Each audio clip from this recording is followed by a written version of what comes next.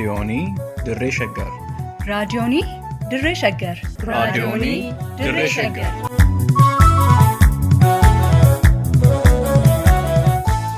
Raadiyoonii Dirree Shaggari. Raadiyooniin Dirree Shaggar torbaan guutuu guyyoodhaan galgalatti sa'aatii tokkorraa eegalee hamma sa'aatii tokkoof walakkaatti dambalii gabaabaa meetir baandii 19 kiiloo heerzii 15,415 irratti qophii dabarsuu amma jalqaba. Raadiyoonii Dirree Shaggar.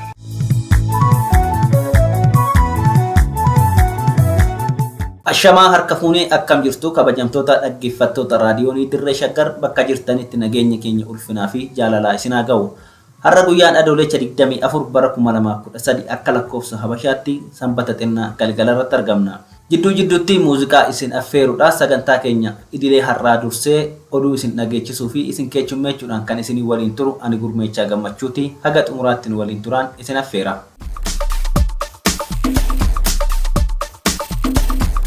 Waraanni bilisummaa Oromoo WBOn kora guddaa gaggeessan kallattii qabsoo fuulduraa akeekuudhaan ajajoota olaanaa filateera. Itoophiyaan marii siyaasaa hunda hirmaachise akka gootu Ameerikaan gaafatte.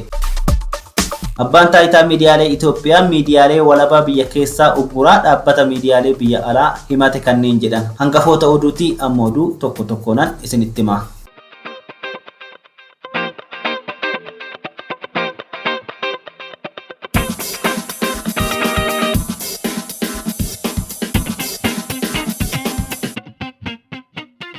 Waraanni bilisummaa Oromoo WBOn kora guddaa hooggantoota qondaaltotaa fi miseensota waraana bilisummaa Oromoo hirmaachisuun adoolessa 18 bara 2013 yookaan akka lakkoofsa Awurooppaatti adoolessa 25 bara 2011 zooniilee lixaa fi kibbaatti yeroo wal fakkaataatti ajandaa marii tokko qabaachuun gaggeessaa ture milkiin xumuruu beeksiseera. Akka ibsi ba'e agarsiisutti kora zoonii lixaa magaalaa Gimbii jalatti gaggeeffame irratti hooggantoota WBO zoonii giddu galeessaa dabalatee kan zooniilee garaagaraa argamu ibseera. Kora waraanni bilisummaa Oromoo WBOn gaggeeffate kanaan ajajaa zoonii lixaa kan ta'e Marroo yookiin Kumsaa Darribaa hoogganaa olaanaa adda bilisummaa Oromoo WBO gochuun yoo filatu, zoonii kibbaa irraa immoo Gammachuu Abbooyyee itti aanaa waliigalaa adda bilisummaa Oromoo WBO gochuun akka filate beeksiseera. Dabalataanis Odaa Tarbii dubbii himaa waraana bilisummaa Oromoo ta'ee akka itti fufu yoo murteessu hooggantoonni zooniilee adda addaa sadii qaama koree hooggansaa keessatti akka filaman ibsameera. Addi bilisummaa Oromoo WBOn gaggeessitoota gumii shanee ni qabaata jedhameera. Dhumarrattis qabsoon dirree jira, qabsaanis Oromiyaa jira kan jedhu ibsi WBO kun lammiin wareegama qabsoof feetu kaffalee dungoo ta'uudhaan uummata Oromoo waanjoo gabrummaa jalaa bilisa baasuu barbaadu hunduu akkasumas haala garaagaraatiin kanneen waraana bilisummaa Oromoo keessaa of moggeessanii fi kanneen biyya alaa keessa taa'uun qabsoo hoogganuu barbaadan hundi koottaa nu waliin dirree qabsoo keessatti argamaa jechuun uummanni Oromoo fi qeerroon bilisummaa Oromoo immoo bifuma jalqabdaniin daran of gurmeessuun qabsoo sirna cunqursaa waliin kokkee wal qabaa jirtan akka itti fuftan ni dhaammanna jedheera.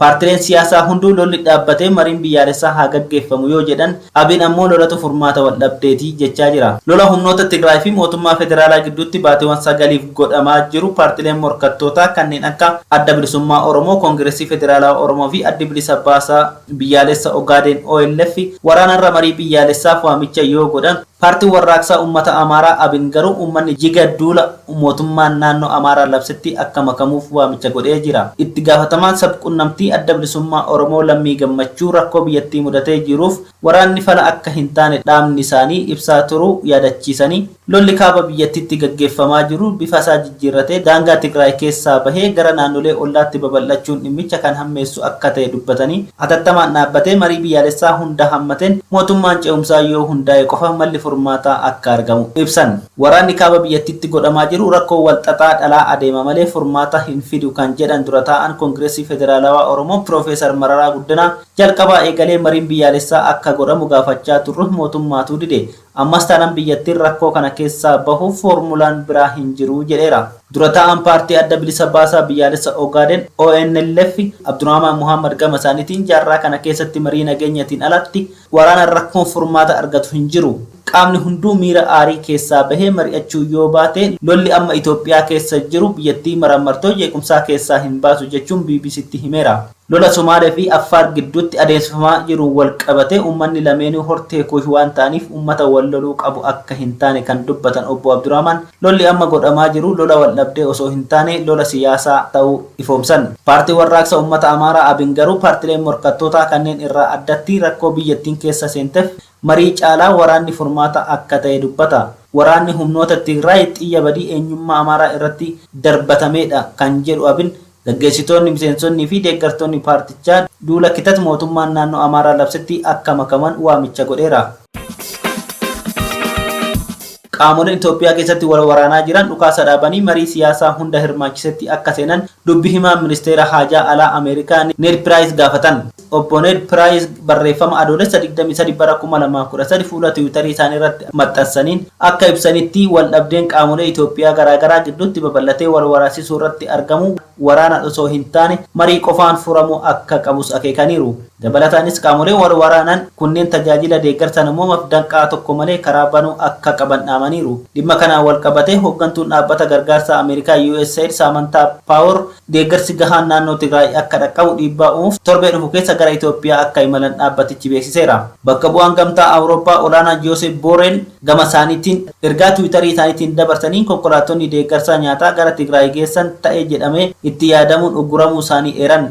Dabalataanis nyaata dhoorkuun akka meeshaa waraanatti dhimma itti bahamaa hin jiru jechuun rakkisaa waan ta'eef deeggarsaaf kan rabanuun dirqama mootummaatii jedhan. Mootummaa federaalaa fi mootummaan naannoo Amaaraa TPLF waliin wal waraanuuf yeroo ammaa lammiilee biyyattii hundaaf lolaaf waamicha gochuu irratti kan argaman yoo ta'u ministeerri deetaan ministeera haajaa alaa Itoophiyaa ambaasaaddar Redwaan Hussein deebii qondaala Ameerikaa fuula Tiwiitarii isaanii irratti kenneen mootummaan Itoophiyaa dhukaasa dhaabee baheeraa jedhe.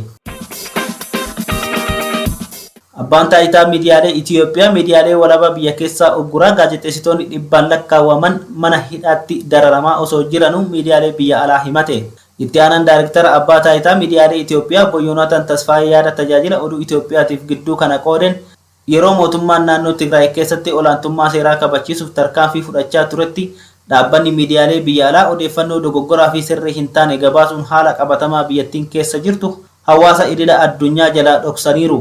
Akkasumas labsii dhukaasa dhaabuu gamtokkeen mootummaan labsee osoo hin gabaasin hafaniiru jechuun himateera. Dubbi himaa mootummaa naannoo Amaaraa obbo Gizaachoo Mul'una garuu guyyoota lama dura poolisiin humna addaa fi milishaan naannoo Amaaraa raayyaa ittisa biyyaa waliin ta'uun injifannoo humnoota Tigraay irratti argachuu dubbachuusaa miidiyaaleen ibsaa turan. Haaluma wal fakkaatuun hojii gaggeessaan raadiyoo Ahaaduu obbo Xibabuu Bal'axaa ammoo miidiyaaleen biyya alaa taatota qacaramanii fi garee loobistiiti erga jedhee booda bara mootummaa wayyaaniin dhiittaa mirga namoomaa raawwatamaa ture callisuun kan bira darbamaa turan har'a ta'e jedhanii biyyattii gara Sooriyaa fi Liibiyaatti geessaa jiru jedheera.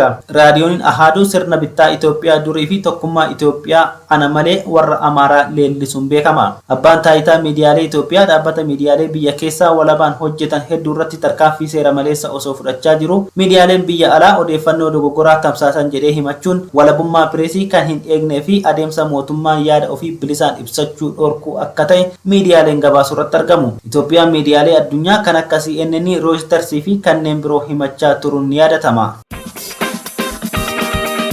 Dhumarratti oduu ispoortiitiin wal dorgommii Olompikii Atileetiksii Jaappaan magaalaa Tookiyootti gaggeeffamaa jiru Salamoon Baarakkaa injifate. Fiigicha Olompikii Atileetiksii addunyaa biyya Jaappaan magaalaa Tookiyootti gaggeeffamaa jiru irratti atileetonni Itoophiyaa hirmaachaa kan jiran yoo ta'u, dorgommii dhiirotaa meetira 10,000 adoolessa 23 bara 2013 gaggeeffameen atileetiin Itoophiyaa Salamoon Baarakkaa injifachuun badhaasa warqee gonfateera. Wal dorgommii kana irratti atileetonni Yuugaandaa lama walitti aansuun lammaffaa fi sadaffaa kan ba'an yoo ta'u, atileetiin Itoophiyaa biroo Barihuu Aragaawwii sadarkaa afuraffaan xumureera. Atileetiin Oromoo yoomiif qajeelchaa fageenya dheeraan beekamu kan riikordii addunyaa Hayilee Gabrasillaaseen qabamee ture yeroo dhiyoo cabsee dorgommicha irratti hirmaachuun sadarkaa 8ffaan xumureera. Wal dorgommii Olompikii Tookiyoo gulaallii dubartootaa meetira 5,000 adoolessa 23 bara 2013 gaggeeffame irratti atileetiin Itoophiyaa biyya Neezerlaandiif fiigdu Siifan Hasan sadarkaa tokkoffaa yoo xumurtu, atileetonni Itoophiyaa Sambaree Tafarii fi Ijjigaayyoo Taayyee sadaffaa fi afuraffaa bahuun xumuraaf darbaniiru. Gama biraatiin atileet Salamoon Tufaa gosa ispoortii teekaandootii yeroo jalqabaaf Itoophiyaa bakka bu'uun Olompikii addunyaa irratti kan hirmaate sadarkaa dippiloomaa argachuun xumureera. Salamoon Tufaa ergaa fuula miidiyaa hawaasummaa isaa irratti barreesseen miidhaa cimaa dorgommii kana irratti nu mudateen bu'aan kun galmaa'uun anaafis ta'e biyya kootiif seenadhaa jedheera. Egaa kabajamtoota dhaggeeffattoota keenyaa oduu namaaf qabanne kanumaa qophiin adii aadaa waliin turtii gaarii.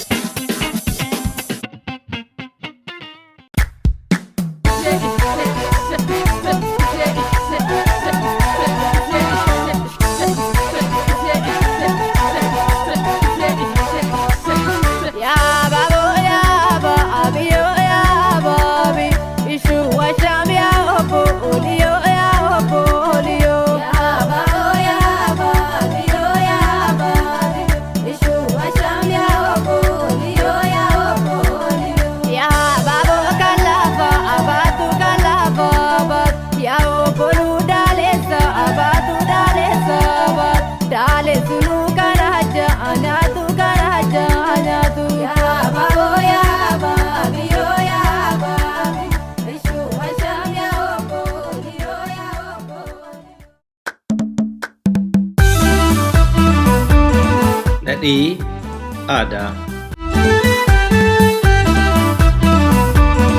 Qophii nadhii aadaa jedhu kanaan dilbii aadaa Oromoon qabu kan qoratamee himamee fi barreeffamee hin dhumne keessaa irraa qicannee cuunfaa xiqqoo isiniif dhiyeessina. Nadhii aadaa.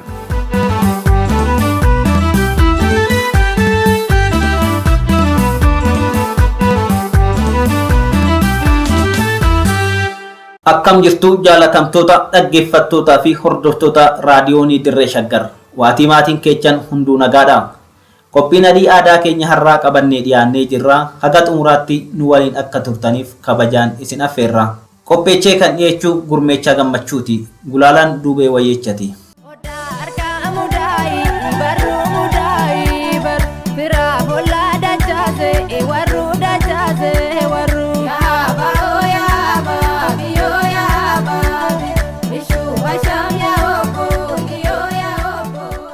Ilmi ga'ee fuudhuun intalli geeche heerumuun akka seerii jetti caffeen gadaa tuulamaa.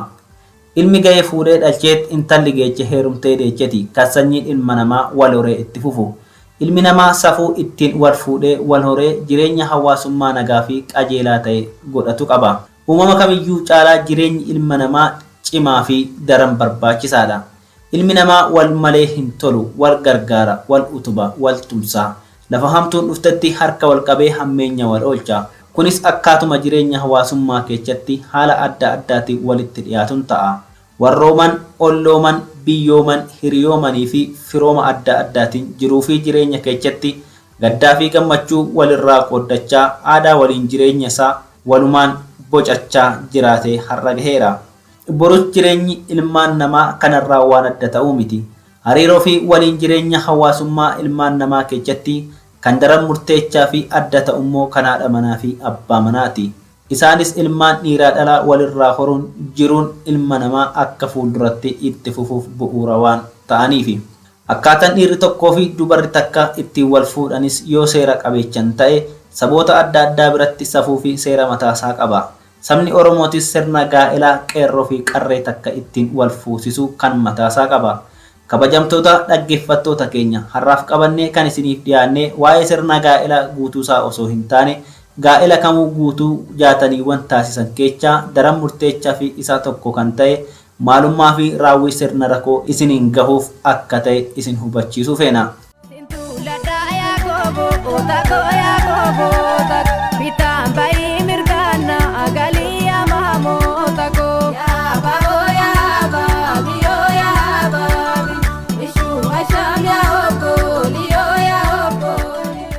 Sirni rakoo sirna yeroo gaa'elli tokko raawwatamu namni fuudhu sun dubartii fuudhe sana haadha manaasaa godhachuusaa ittiin kan raggaasifatuu fi ofiifis subboo ta'uusaa kan ittiin mirkaneechudha.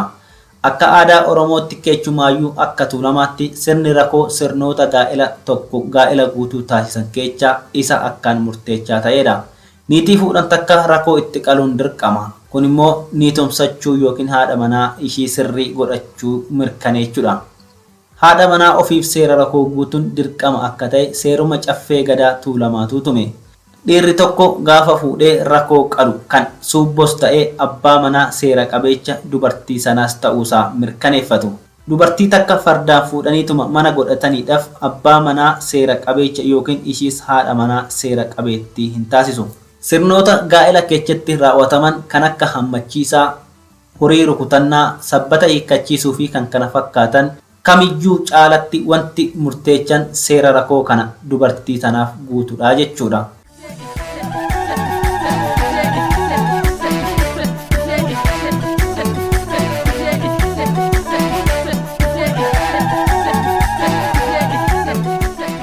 Seerri rakkoo kan raawwatamu gaafa cidhi raawwatame barii obboroon ka'aniiti hoolaa qaluudhaan raawwatu.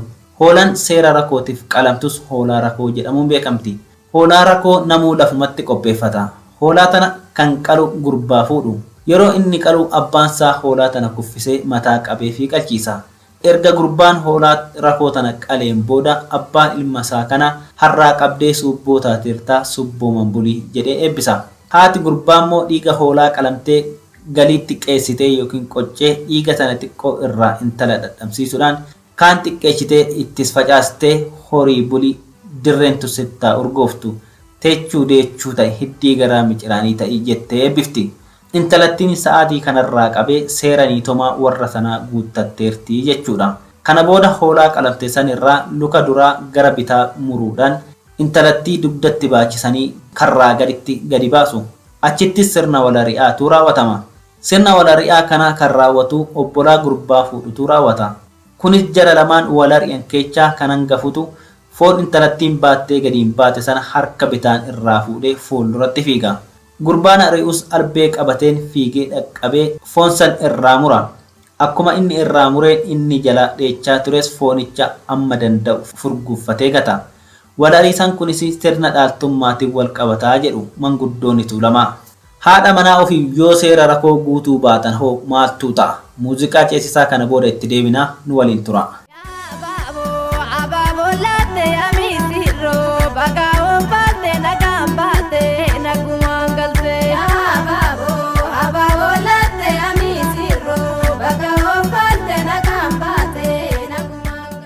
Dhugaan niitiin ofii namarraa qabdu tokko seera rakkootii jedhu manguddoonni argaa dhageettii Oromoota tuulamaa. Haadha manaa ofiif seerri rakkoo hin guutamne taanaan ijoolleen ishiirraa dhalattu gosa keessatti hangafummaa hin qabaattu, hin hayyoomtu. Itti gaafatamummaa sadarkaa gosaa fi biyyaatti jiru kamuu ittiin kennamu. Abbaan manaa ishiilleen gosa keessatti maqaa gaarii hin qabaatu. Dhiirri haadha manaasaaf seera rakkoo hin guunne caffee godaanee seera barachuu hin danda'u. Gada baddee taa'a waan ta'eef caffeeyyuu hin godaanu. Gaafa inni buttaa qalulleen foolleen dhuftee gamma yookiin dhiyaana foollee irraa baaftee hin nyaattu. Walumaa galatti sirna keessatti waa hundaa guuttatee geettisaa hunduuquudhaaf seera rakkoo haadha manaasaatii guutuun akka sirna gadaa Oromootti dirqamaa jechuudha. Ilmi haadha seera rakkoo qabdurraa dhalate akkaataa marsaa dhaloota isaatii fi gadaa isaatti hangafummaa fi hayyummaa kamiyyuu argachuuf guutuu ta'a. Hangafummaan gosa tokkollee kan seera rakkoo haadha gosa sanaarratti hundaa'aa jechuudha. Namni haati isaa seera rakkoo hin qabne hanguma fedhe horee baay'atee ilmaansaa torbaan boodallee akka gosaatti hangafummaa kamiyyuu qabaachuu hin danda'u. Kanaaf seerri rakkoo waan akka laayyootti ilaalamuu miti. Seera jabaa jigee hin dhangalaane waan ta'edha.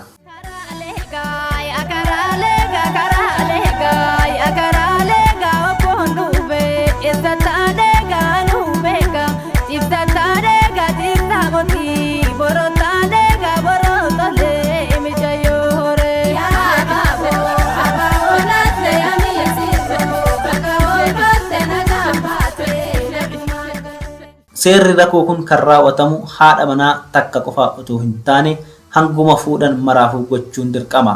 Yeroo hedduu namoonni haadha manaa lamaa fi sanaa ol qaban maayyuu haala adda addaatiin haalli itti fuudhan ni mul'ata ture. Hanguma fedhan illee haadha manaa yoo qabaatan dubartii sanaaf seera rakkoo guutuun waan filannoof dhiyaatu miti. Irra caalaa seerri rakkoo kan godhamuuf ijoollee dubartii sun deechuufi. Hawaasa keessaa dhalatan keessatti iddoo isaaniif malu argachuuf geettii gadaa isaanii seeran gahanii gamma foollee nyaachisanii eenyumaanuu walqixa gadoomuuf seerri rakkoo haadha isaaniitiif godhamu daran murteechadha jechuudha. namni haadha seera kana hin guuttanne irraa dhalate hawaasa keessatti guutuu waan hin taaneef yeroo hundaa miira gaarii qabaachuu hin danda'u. Sababni isaas hiriyoota isaa waliin sadarkaa isaaf malu argachuuf waan isa hin dandeechifneef. Dubartii akka tasaa fuudhan fakkeenya kan akka gursummeettii faadhaaf haalli itti battanuma fuudhanitti rakkoo ittiin qalle darbee ni uumama. Osuma seera kana hin guutiniif daa'imni illee dhalachuu ni danda'a. Erga daa'imni dhalatee boodas rakkoo qaluun ni danda'ama. Kunis seera kophaasaatti qaba. Jalqaba irratti rakkoo qaluun dubartii sana niitii seera qabeettii godhachuudha. Rakkoo kana booda daa'imni dhalate rakkoo hin qabu. Seera rakkootiin haadha seerri guutameef irraa dhalate waan ta'eef. Kan daa'ima dursee dhalatee garuu falli jiru seera guddifannaatiin akka ilmoo haaratti guddifachuun seera ilmoomaa guutuudhaafi. Yoo seerri kun daa'ima seera rakkootiin dura dhalateef hin guutamne ta'e daa'imman seera rakkoo booda dhalatantu isa hangafaa jechuudha. Sababa seera rakkootiif jecha daa'imni dursee dhalate sun hangafummaa maatii kana keessatti qabu ni dhabaa jechuudha. Kanaafuu wal duraa duuba yookiin tartiiba danaanoo maatii fi gosa tokkoo eegsisuu keessatti illee seerri rakkoo daran murteessaadha jechaadha.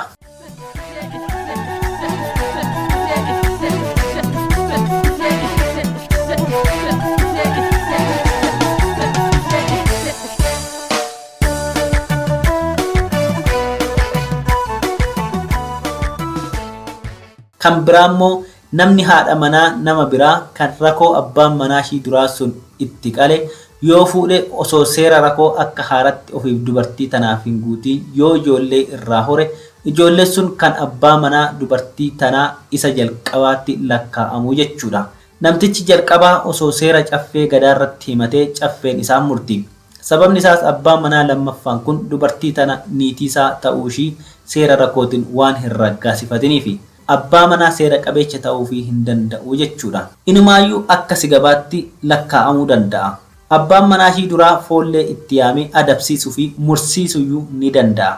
Kan ammoo seeruma gadaatu foolleedhaaf tumee jechuudha.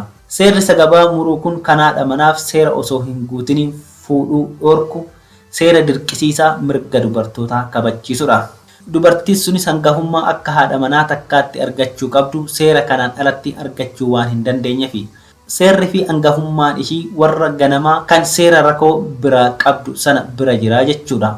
Abbaan manaa ishii jalqabaa sun haadha manaa tana hiree ittiin araaramee galfachuu yoo argate ijoollee ishii kan abbaa manaa ishii lammaffaa kan seera rakkoo malee ijoollee ishii irraa horeef deeche hundaa waliin fudhachuuf mirga seeran kennameef guutuu qabaa jechuudha. Kana seera gadaa tuulamaatu seera fuudhaa heerumaa keessatti tume. Kanaafuu ilma dhalchaniif qofa kan namaa ta'a osoo hin taane haadha isaatiif seera rakkoo kana guutuun dirqamaa jechuudha. Hin taane taanaan daa'imni sun kan abbaa dubartii sanaaf seera rakkoo guutee daa'imicha seera guddifannaatiin guuttatee ta'a jechuudha. Asirratti dubartiin tamuu heerumtee jennaan seera rakkoo argachuuf mirga guutuu qabdi. Abbaan manaa kamuu seera kana haadha manaa isaatiif guutuun dirqama isaati. Homaa seerri rakkoo waan filannoof dhiyaatu miti.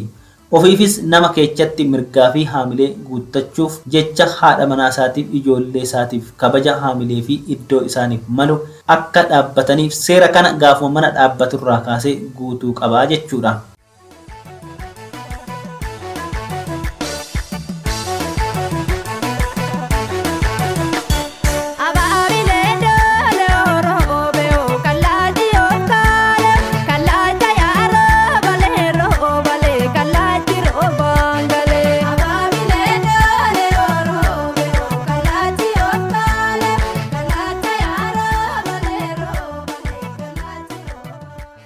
Egaa seerri rakkoo seerota mirga dubartiin takka gaa'ela keessatti argachuu qabdu isa daran murteessaa ta'edha. Seera kanaan dubartiin tunis jireenya akka haadha manaa takkaatti qabdu guutuu taasifatti jechuudha. Ijoolleen isheelleen hawaasa keessatti bakka isaaniif malu mirgaa fi haamilee guutuu akka qabaataniif gargaaraa jechuudha. Abbaan manaa ishiis seera gadaa keessatti isaaf malu argachuuf hiree guutuu horata. Kan kana hin guutin akkuma maatittuu guutuu ta'ee jireenya hawaasummaa fi siyaasaa keessatti ga'ee warra kaan waliin qooddachuuf hiree guutuu qabaachuu hin danda'anii jechuudha. Abbaan manaa seera kana hin guunne okolfannifata ta'ee hafaa jechuudha. Okolfannifata ta'e jechuun seera keessaa oole gadabaddee nama hanquu ta'ee jechuudha. Kanaaf okolfannifata akka hin taane dursee seera kana maatii isaatiif guutaa jechaadha.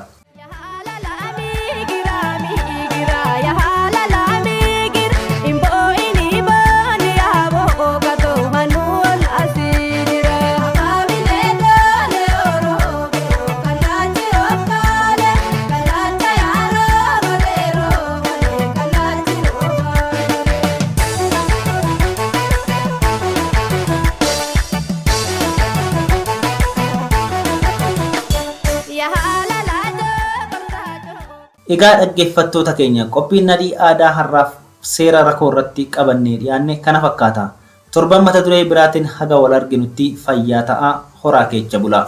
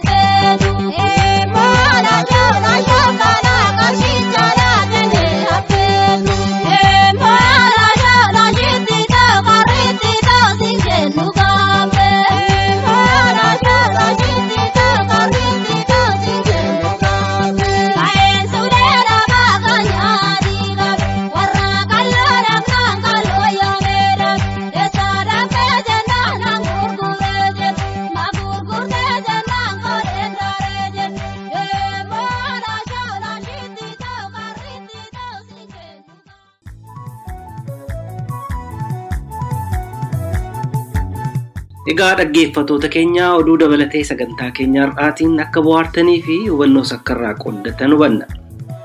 Sagantaa nadhii aadaa torbaan dhufu sa'aatii wal fakkaatu irratti isiniif dhiyeessinu irratti akka dhiyaattaniif asumaan isin affeeraa. Tamsaasa raadiyoonii Dirree Shaggar boruu galgala sa'aatii wal fakkaatu irratti isiniif darbuun walitti deebina. Turtii gaarii qabaadhaa.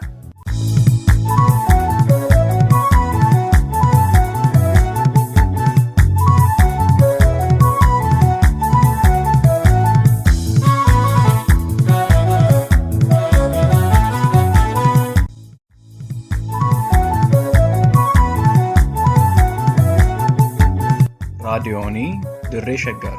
raadiyoonii Dirree Shaggar. raadiyoonii Dirree Shaggar.